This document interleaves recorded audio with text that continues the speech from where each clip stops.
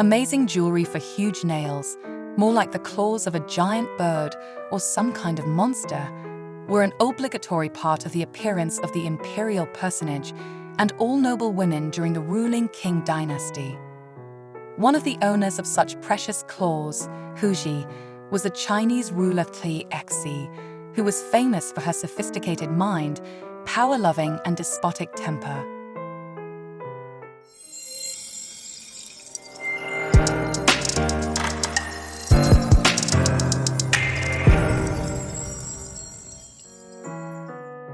The inhabitants of the Celestial Empire still remember her name with horror and even pronounce it only in a whisper. So, precious nail rings were considered the embodiment of supreme power and a symbol of the high status of women. Made of expensive metals, they were shaped like the claws of a bird of prey, of different sizes. They were intricately decorated with geometric and floral patterns, inlaid with rubies, emeralds, topaz, and other beautiful crystals. Of course, with such jewelry was not only impossible to do anything, but also elementary to take care of themselves. But for such occasions, and Chinese aristocrats had maids.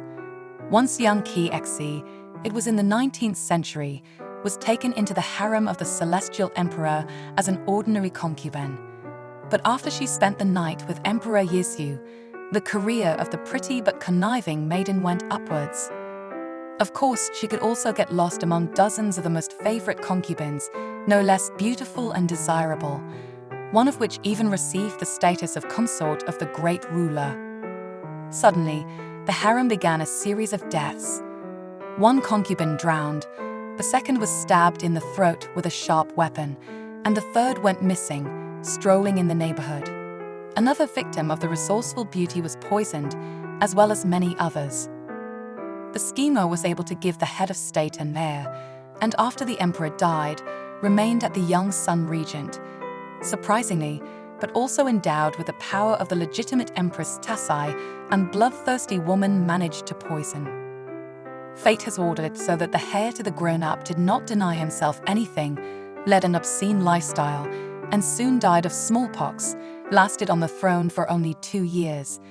The vicious and vindictive Qi Xi led the state. Anyone who crossed Her Highness or was disliked was sent to the other side of the world. Servants and cronies were thrown into the well, whipped to the last breath because of the slightest provocation. There was no end to the poisonings. Bloody massacres continued until the death of the Empress at the age of 72 years. Let me return to the story about Qi Xi. Why did the nobles in China, including men, grow their nails and hair long? They believed that by doing so they would prolong their own lives and become the owners of excellent health, because through natural antennae, they maintained contact with the gods. Nails exceeding 25 centimeters in length were a source of pride and admiration. Jewelry made weightless and openwork, or massive, gold and silver, painted enamel and studded with gems. How do you think, how did the commoners, who dreamed of trying on the attribute of wealth and power? On holidays and days off from work, they adorned themselves with ordinary metal, most often copper, Qi Xi. Of course, the poor people did not grow long fingernails. However, the fame of the Dragon Empress, as the Chinese nicknamed her, did not give rest to the laborers. Trying on cheap claws, they imagined themselves in the place of privileged persons.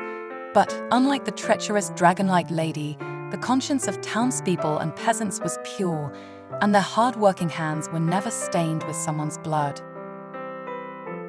If you liked it, don't forget to give it a like, subscribe to the Jewelry Stories channel, and click on the bell not to miss new videos.